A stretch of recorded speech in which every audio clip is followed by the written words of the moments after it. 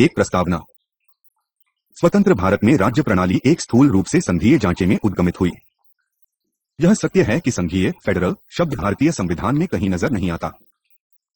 वास्तव में विश्व के बहुत थोड़े ही संघीय संविधान इस शब्द को स्पष्ट रूप से प्रयोग करते हैं। संयुक्त राज्य अमेरिका को प्राचीनतम एवं एक उच्च कोटि का संघीय संविधान माना जाता है।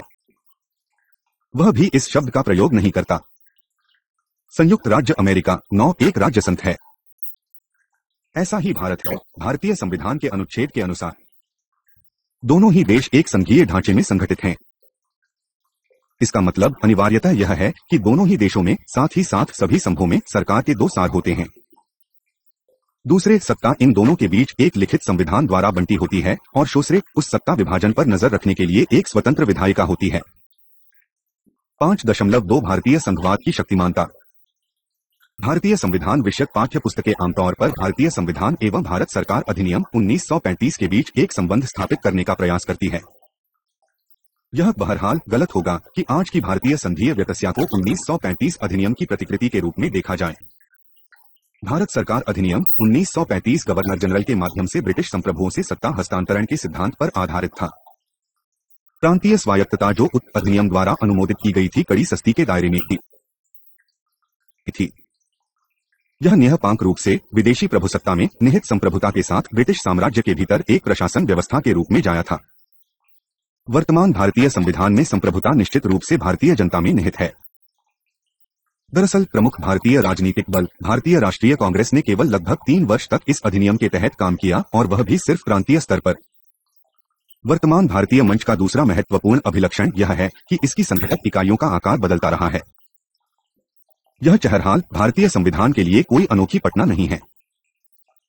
यद्यपि 1863 में अमेरिकी राष्ट्रपति अब्राहम लिंकन ने घोषित किया कि संयुक्त राज्य अक्षव्य राज्यों का एक अक्षय संघ है, उस देश के राज्यों का आकार 1860 के दशक के गृहयुद्ध तक निरंतर बदलता रहा।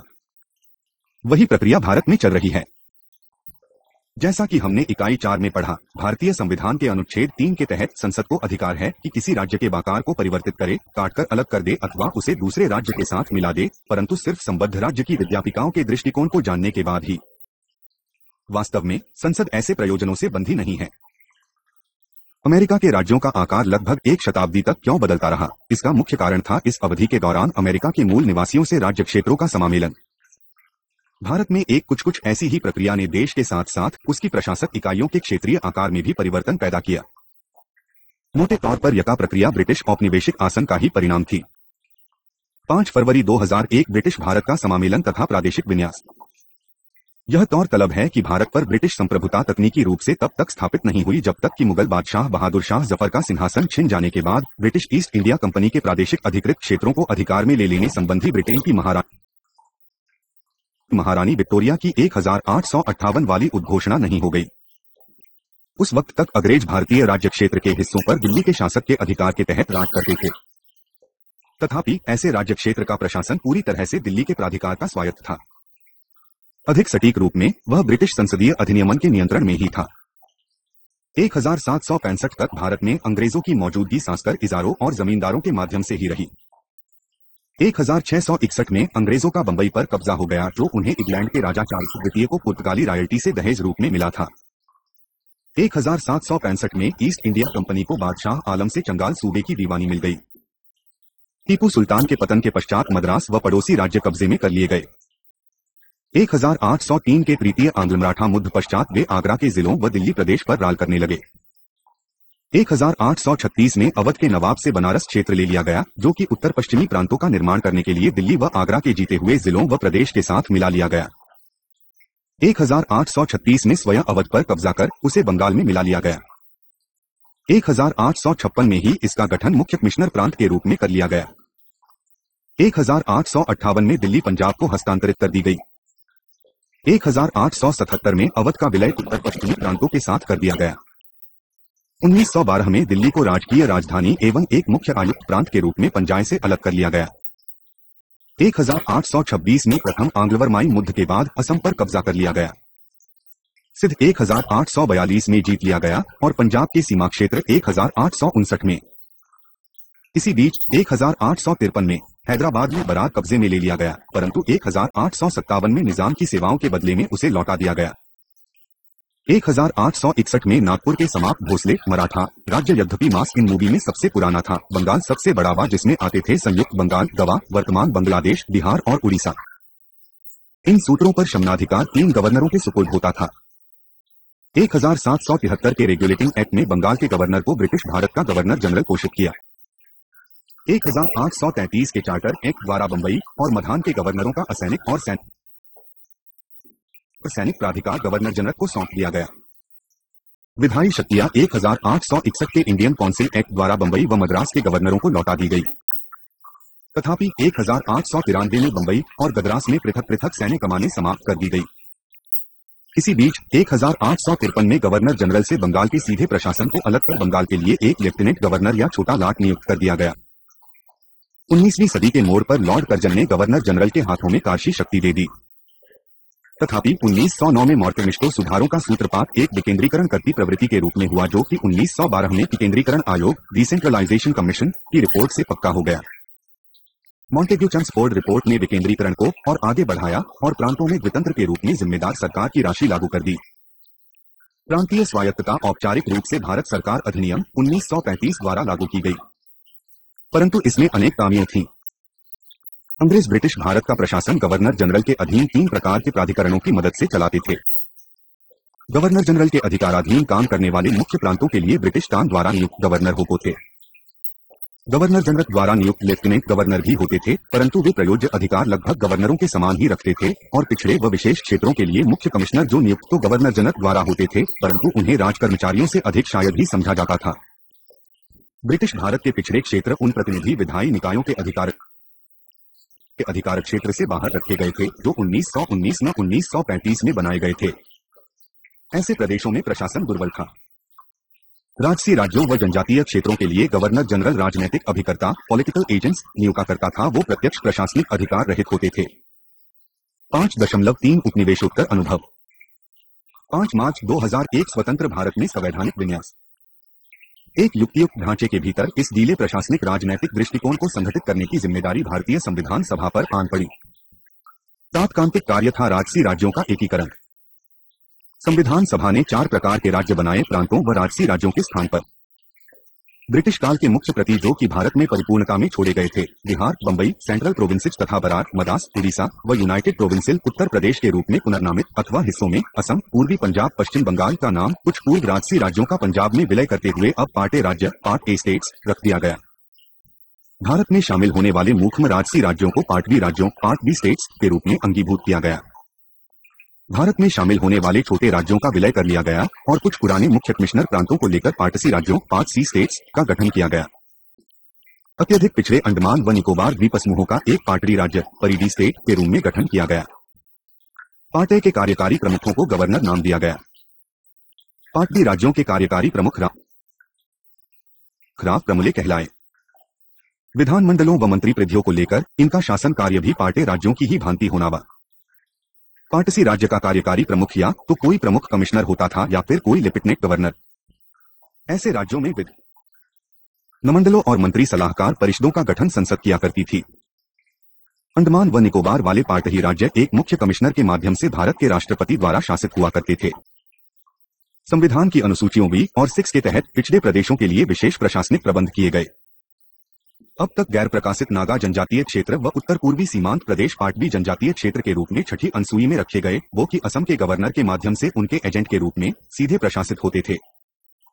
पार्ट ए जनजातीय क्षेत्र के पास स्वायत्त जिला परिषदें थी, जबकि 5वीं अनुसूची के तहत अनुसूचित क्षेत्रों की जनजातीय हितों की रक्षा के लिए विशेष प्रावधान दिए गए थे। वत की छठी अनुसूची असम तक ही सीमित थी। 5वीं अनुसूची लास्कर केंद्रीय भारतीय राज्यों पर विस्तारित थी। 5 मार्च 2002 भारत में भाषावाद का उदय। अंग्रेजों की कमरे में कर लेने वाली इस लंबी नली प्रक्रिया के परिणामों में एक था भारतीय साम्राज्य की सीमा क्षेत्रीय इकाइयों को निरंतर पुनर्गठित किए जाने की आवश्यकता। मुख्य कमिश्नर प्रांतों में अनेक न्याय अधिग्रहण स्थापित किए गए और सीमाएं मुख्य कमिश्नर प्रांतों के बीच अथवा मूल्य कमिश्नर प्रांतों व गवर्नर लेफ्टिनेंट गवर्नर प्रांतों के बीच हस्तांतरित कर दी गई। इन प्रशासनिक सीमांतरों ने 1904 तक पारंपरिक सांस्कृतिक सीमाओं के लिए किसी बात की परवाह नहीं की। 1904 में लॉर्ड कर्जन ने निष्कर्ष निकाला कि बंगाल प्रांत का आकार अत्यधिक विशाल है। उसने इसीलिए उसे विभाजित करने का फैसला कर लिया। विभाजन हेतु मापदंड रखा गया भारतीय जनता का धार्मिक विभाजन। 1905 में उसने पूर्वी बंगाल व असम का एक मुस्लिम बहुप्रति बना दिया और पश्चिम बंगाल का एक गैर मुस्लिम बहुत्र प्रांत। इसने बांग्ला भाषी जनता को बीचों बीच चीर डाला और एक सशक्त विभाजन विरोधी आंदोलन को जन्म दिया, जो वास्तव में भारतीय राष्ट्रीय आंदोलन को एक नई ऊंचाई तक ले गया। 1912 में यह विभाजन रद्द कर दिया गया, परंतु बिहार और उड़ीसा का एक संयुक्त प्रांत पूर्व बंगाल से काट निकाला गया। राजकीय राजधानी कलकत्ता से दिल्ली ले आमी गई। 1936 में बिहार और उड़ीसा दो विभिन्न प्रांतों के रूप में बंट गए और एक नया सिंध प्रांत बंबई प्रांत में से काटकर अलग कर दिया गया, जो कि मोटे तौर पर धर्म के धार्मिक सांप्रदायिक संयोजन के विचार से और आंशिक तौर पर बंबई प्रांत के साथ उसके सामीप्याभाव के कारण था। 1937 में उत्तर पश्चिमी सीमांत प्रांत को एक व्यवस्थापिका सभा प्रदान कर दी गई। इसी बीच बंगाल में विभाजन विरोधी आंदोलन ने देश के अन्य भागों में, जैसे मद्रास प्रांत का आंध्र क्षेत्र और उड़ीसा, भाषामूलक अभिलाषाएं मन में भर दी। 1920 के कांग्रेस संविधान ने पार्टी इकाइयों को भाषा के आधार पर ही संगठित किया और 1930 में कांग्रेस के मद्रास अधिवेशन ने भाषाई प्रांतों हेतु मांग को स्वीकार कर लिया। सिंध निर्माण को मौन स्वीकृति प्रदान करते हुए सर्वदलीय सम्मेलन 1928 ने यह कबूल किया कि सिंधी एक भिन्न भाषा है। 5 मार्च 2003 भाषा तथा राज्य सीमाएं। ब्रिटिश भारत के विभाजन के सदमे ने तथापि संविधान सभा को तरफाल भाषाई राज्य प्रदान करने का अनिच्छुक बना दिया और पूर्व ब्रिटिश प्रांतों की विभावनोपरांत सीमाएं बरकरार रखी गई। 1953 में आध आंदोलन एक गांधीवादी नेता पोट्टी श्रीरामालू की अनशन मृत्यु में परिणत हो फट पड़ा। आंध्र राज्य उत्ती वर्ष बनाया गया। इसके बाद 1955 में एक राज्य पुनर्संगठन आयोग SR नियुक्त किया गया।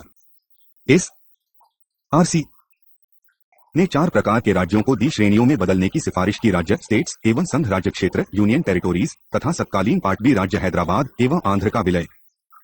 ये दोनों सिफारिशें मान ली गई। केरल पूर्व नाम त्रैवानकोर कोचीन, मध्य प्रदेश व मैसूर का हित चाहते हुए सीमा क्षेत्रीय समायोजन किए गए। केरल व मैसूर को पदोन्नत कर राज्यों का दर्जा दे दिया गया, जैसे कि राजस्थान 1952 में बताया गया पूर्वराजसी राज्यों का एक समूह व जम्मू कश्मीर थे। पड़ोसी राज्यों के बीच भी अन्य सीमा समायोजन किए गए। भाषाई राज्यों हेतु मांग 1956 में ही पूरी नहीं हो गई। 1960 में बंबई में हुए आंदोलनों ने महाराष्ट्र गुजरात के बीच उसके बंटवारे की ओर प्रवृत्त किया और 1966 में पंजाब व हरियाणा के रूप में पंजाब के बंटवारे की ओर, जबकि उसके राज्य क्षेत्र का एक हिस्सा हिमाचल प्रदेश में चला गया। सीमा क्षेत्रीय समंजन चलते रहे और अभी समाप्त नहीं हुए हैं। 5 मार्च 2004 नृजातीय राज्य। 1963 में नागालैंड के निर्माण के साथ ही जिनका उदय हुआ, उन्हें एक नृजीय राज्यों की संज्ञा दी जा सकती है। नागालोम लगभग 25 भाषा बोलते हैं। 1970 में संयुक्त सासी जयंतिया हिल्या व गारो हिल्स के स्वायत्त जनजातीय विलों को लेकर एक स्वायत्त राज्य मेघालय का निर्माण किया गया। 1972 में उत्तर पूर्वी क्षेत्र पुनर्संगठन अधिनियम 1971 के माध्यम से मेघालय को उसके साथ कुछ गैर जनजातीय क्षेत्रों को शामिल कर एक पूर्ण राज्य का दर्जा दे दिया गया। पूर्व संघ राज्य क्षेत्र मणिपुर व त्रिपुरा को भी पदोन्नत कर पूर्ण राज्यों का दर्जा दे दिया गया, जबकि नए संघ राज्य क्षेत्र बनाने के लिए असम में से 2 संघ राज्य क्षेत्र काट निकाले गए, एक पूर्व केंद्र शासित उत्तर पूर्व सीमांत प्रदेश अरुणाचल प्रदेश नाम देकर और 2 मिजो हिल्स जिला मिजोरम नाम देकर।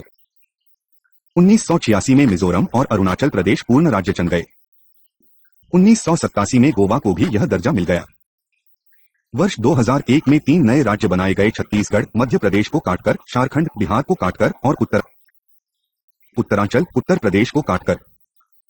जबकि प्रथम 2 एक जनजातीय आधार रसस्ते हैं। आबादी का वर्तमान बहुमत प्रधान रूप से गैर जनजातीय है।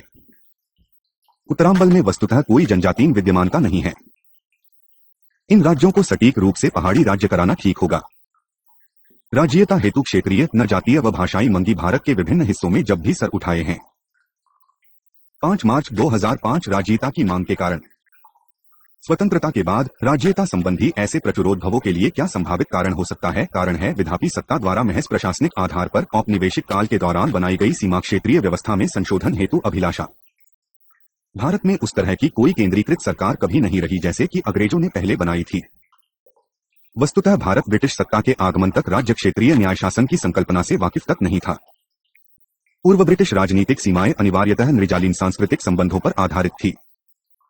अंग्रेजों के बले जाने के बाद इस प्रकार के नृजातीय सांस्कृतिक संबंध स्वयं का राष्ट्रीयताओं के रूप में फिर से दावा करने की फिराक में है। अंग्रेजों के प्रस्थान से निकटता से जुड़ा है भारत में लोकतंत्र का धमाका। एक ही लटके में भारत में सार्वभौम वयस्क मताधिकार चालू हो गया। सिर्फ 2 अपवादों अंडमान व निकोबार द्वीपसमूह तथा असम के उत्तर पूर्व सीमांत प्रदेशों को छोड़कर 1971 में अंडमान व निकोबार द्वीपसमूह तथा 1977 में उप सीमांत प्रदेश एक संघ राज्य क्षेत्र बन चुके हैं और लोग वोटर बन गए हैं। इसने स्वशासन हेतु लोकतांत्रिक आकांक्षाओं को उन्मुख किया।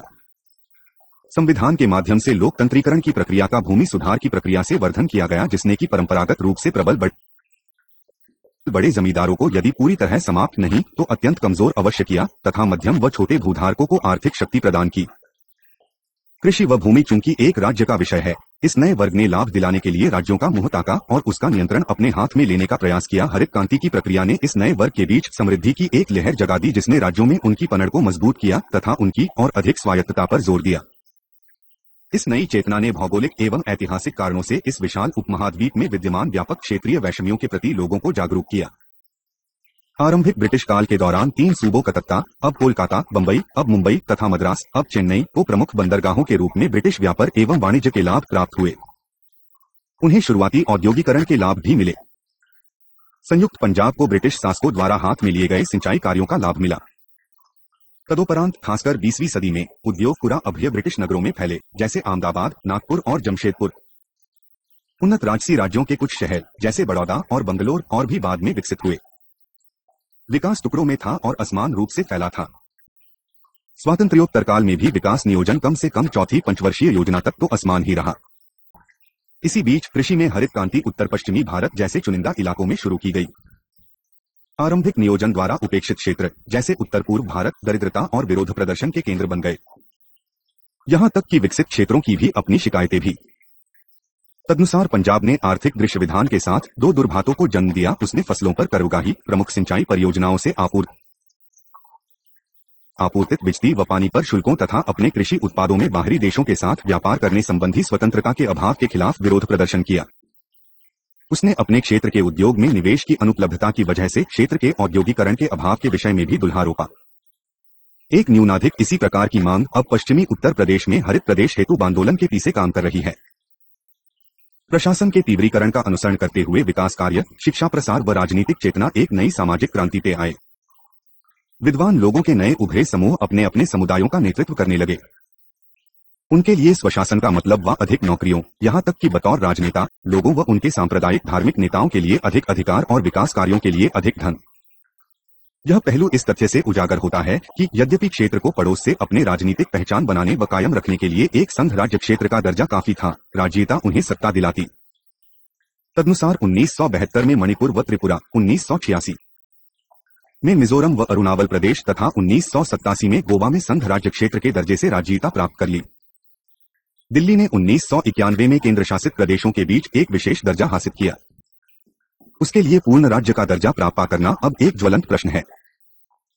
5.4 राज्यता और सत्ता। 5 अप्रैल 2001 राज्यता की क्षैतिज समस्याएं। राज्य स्वायत्तता के विषय में जागरूकता के अनेक राजनीतिक समस्यात्रों को जन्म दिया है। क्षैतिज यानी राज्यों के बीच भी और ऊर्ध्वाधर पानी संघ राज्यों के बीच भी। हाशिए पर के इलाकों और अधिकतर के राज्यों के शहरों में भाषाई व धार्मिक अल्पसंख्यकों की अच्छी खासी आबादी रहती है। बहुतक्षक समूहों के साथ उनके संबंध हमेशा मधुर नहीं रहते। उत्तर पूर्वी भारत के कुछ राज्यों में अंतर्राज्यीय सीमाओं पर कुछ विपुल वन संसाधन है, जिन पर पड़ोसी राज्य अपना होने का दावा करते हैं। बड़ी नदियों द्वारा सिंचित राज्यों द्वारा नदीजात बंटवारे ने अत्यधिक समस्याएं पैदा की हैं। अंततोगत्या राज्यों के पुनर्गठन ने अक्सर ही किसी राज्य का खाका पूरी तरह से बदल डाला है, जिससे राजस्व असंतुलन पैदा हुआ है, जैसे कि झारखंड अलग हो जाने के बाद बिहार के मामले में। 5 अप्रैल 2002 संघराज्य संबंध। मत्ता का मुद्दा देश में संचराज्य संबंधों को बार बार प्रकट करता रहता है। मोटे तौर पर यह समस्या निम्नलिखित व्यासमात्राओं के तहत सुलझाई जा सकती है। एक, वैचारिक राजनीति। 1959 में भारत में प्रथम साम्यवादी राज्य सरकार केरल संघ सरकार के साथ वैचारिक विषमता के कारण सत्ता से हटा दी गई। 1967 में जब अनेक राज्य सरकारें अस्तित्व में आपी संघराज्य संबंध राज्य सरकारों के तेजी से हटाए जाने के साथ ही अत्यधिक तनावपूर्ण हो गए। 1977 में जब केंद्र में सरकार कांग्रेस के स्थान पर जनता पार्टी की बनी, एक ही अटके में 8 राज्यों की सरकारें बलवित कर दी गई। धीरे धीरे हालों की एक दलीय आधिपत्य समाप्त हो गया है और अब सशक्त क्षेत्रीय दल अस्तित्व में आए हैं।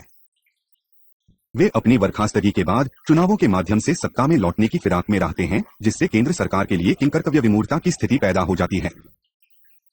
पार्टियों ऐसे पावर गेम की व्याप्तता को अनुभव करने लगी हैं। 1993 में बोमई मामले में सर्वोच्च न्यायालय ने ऐसे प्रतिबंधों हेतु गुंजाइश पर सख्ती से रोक लगाई। एक सबद्ध मुद्दा वो है जिसे राज्य अपने मामलों में केंद्र का अनावश्यक हस्तक्षेप मानते हैं। राज्य विधानमंडलों द्वारा पारित विधेयकों को राष्ट्रपति की स्वीकृति हेतु राज्यपाल द्वारा रोके रखे जाने ने राज्यों के बीच चिड़चिड़ाहट पैदा की है। 70 के दशकोत्तर में राज्यों में संघ शासित उद्योगों में अपने निजी सुरक्षावाद तैनात करने संबंधी संघ के निर्णय ने भी इसी प्रकार की चिड़चिड़ाहट पैदा की। परंतु संघ व राज्यों के बीच सबसे लंबा चालने वाला विवाद वित्त प्रबंध से संबंध रखता है। केंद्र से राज्यों की निरंतर और प्रमुख शिकायत यह है कि उसके पास उसकी आवश्यकता से अधिक धन है और अपने संसाधनों को राज्यों के साथ उनकी आवश्यकता से अधिक बांटने में कंजूसी करता है। इसके अलावा जब केंद्र राज्यों के साथ धन का बंटवारा करता है, वह उसे अन्याय्य रूप से करता है। प्रथम एक शिकायत यह है कि केंद्र विपक्ष शासित राज्यों के साथ सौतेला व्यवहार करता है। दूसरे, राज्यों के बीच धन वितरण में साम्यता नहीं है। संपन्न राज्य में दावा करते हैं कि ते चूंकि अन्य कई राज्यों की अपेक्षा तेजी से विकसित हुए हैं और केंद्र को अधिक राजस्व का योगदान देते हैं, केंद्रीय आवंटनों में उनका हिस्सा उनके कार्यनिष्पादन एवं केंद्र को दिए योगदान के अनुपात में होना चाहिए। विपन्न राज्य यह तर्क देते हैं कि वे चूंकि एक लंबे समय से अभावग्रस्त रहे हैं, उनकी यातना का उचित रूपेण उपचार किया जाए और उन्हें उच्चतर आवंटन के माध्यम से आर्थिक सहायताएं प्रदान की जाएं। 5 अप्रैल 2003 संविधान संशोधन। संविधान के अनुच्छेद 3 के तहत नए राज्यों के निर्माण और अथवा राज्य सीमाओं में परिवर्तन को इस आशय के संविधान संशोधन की आवश्यकता नहीं है। संविधान के प्रावधानों हेतु जिस किसी भी परिवर्तन की दरकार हो, स्वयं पुनर्गठन अधिनियम के माध्यम से लागू किया जाता है। एक अपवाद बहरहाल 1956 में राज्यों के वहदस्तरीय पुनर्गठन के मामले में देखा गया, जब 7वां संविधान संशोधन लागू किया गया। इसमें शामिल थे राज्य के नामों में परिवर्तन, राज्य क्षेत्रों का हस्तांतरण, विद्यमान पार्ट ए राज्यों का विच्छेद, पार्ट बी राज्य का विलय व विच्छेद, पार्ट बी व पार्ट सी श्रेणियों का उन्मूलन, अंडमान व निकोबार द्वीप समूह वाले पार्ट डी राज्य का एक संघराज्य क्षेत्र में कायांतरण, अनेक पार्ट सी राज्यों का संघराज्य क्षेत्रों में कामांतरण, संघराज्य क्षेत्रों के प्रशासन का पुनरूपांकन, नए राज्यों के लिए राज्यसभा उच्च सदन में सीटों का पुनरावंटन तथा कुछ अन्य संबद्ध मामले। तथापि 1954 तृतीय संशोधन अधिनियम से अब तक संघराज्य संबंधों में बदलाव के कारण अनेक संशोधन करने पड़े हैं। ये सभी संशोधन 42वें संशोधन अधिनियम को छोड़कर वित्तीय क्षेत्र में ही हुए। पापी कृषि तथा ऐसे उद्योगों को जो रक्षा उद्योगों व राष्ट्रीय महत्व रखने वाले घोषित उद्योगों के अलावा थे, मूलक राज्यों के दायरे में छोड़ा गया था। तृतीय संशोधन में किसी भी उद्योग के उत्पादों व उसी किस्म के आयातित माल के उत्पादन, आपूर्ति व वितरण में व्यापार एवं वाणिज्य को वहां हस्तांतरित कर दिया गया जहां संघ द्वारा उत्तर का नियंत्रण संसद द्वारा ऐसा उपनियम घोषित किया गया है जो जनहित में लाभकर होगा, यथा खाद्य तेल व तिलहनों समेत खाद्य पदार्थों, खाली व अन्य सांद्रों समेत पशुभारा, कच्चा सूत व कपास एवं कच्चा पटसन केंद्र व राज्यों के संवर्ती क्षेत्राधिकार में। छठे संशोधन 1956 द्वारा केंद्र को अधिकार दिया गया कि अंतर्राज्यीय व्यापार एवं वाणिज्य के अंतर्गत माल के क्रय विक्रय पर कर लगाए। 46वें संशोधन 1982 द्वारा केंद्र को अधिकार दिया गया कि अंतर्राज्यीय व्यापार एवं वाणिज्य के तहत बिक्री एवं खरीद पर टैक्स लगाए। इन संशोधनों ने उनके व्यापार में अधिक केंद्रीय हस्तक्षेप की अपेक्षा रखने वाले कृषि एवं पशुपालन के व्यापक अभिलक्षण का संकेत दिया। दूसरी ओर 2000 में हुआ 80वां संशोधन इस प्रकार का पहला प्रयास था जो केंद्र की पहले से कहीं अधिक अपने विपुल वित्तीय संसाधनों को राज्यों के साथ बांटने पर जोर देता था। परंतु जैसा कि हमने इकाई 4 में पढ़ा, राज्यों के बीच वित्तीय संसाधनों के बंटवारे के लिहाज से उसके प्राधिकार का ह्रास नहीं हुआ। 42वें संशोधन अधिनियम 1976 ने संघराज्य राजनीतिक संबंधों में अनेक परिवर्तन किए। उसने केंद्र सरकार को सक्षम किया कि अपने किसी भी बल अथवा अपने नियंत्रण के अधीन किसी भी अन्य बल अथवा अपनी किसी भी इकाई को नागरिक अधिकार की सहायता किसी भी राज्य में तैनात कर सके और अपने अधिकारी, क्षेत्राधिकार, विशेषाधिकारों व दायित्वों पर नियंत्रण रख सके। संघ सूची अनुच्छेद 2 के उसने अनेक राज्यीय विषय संवर्ती सूची के अधीन डाल दिए। नाम था शिक्षा, संवर्ती सूची 25, वन संवर्ती सूची 17A, वन्य पशु व पक्षी संरक्षण संवर्ती सूची 17B तथा उस मानक व्यवस्था को छोड़कर जो संघ सूची में पहले से ही मौजूद है, नापतौल मानक संवर्ती सूची 33A। ये प्रवृत्तियों सालों साल केंद्र के शक्तिवर्धन को इंगित करती हैं। फिर भी केंद्र के अत्यधिक शक्ति के बारे में राज्यों से शिकायतें अब कम ही सुनने में आती है। गाहे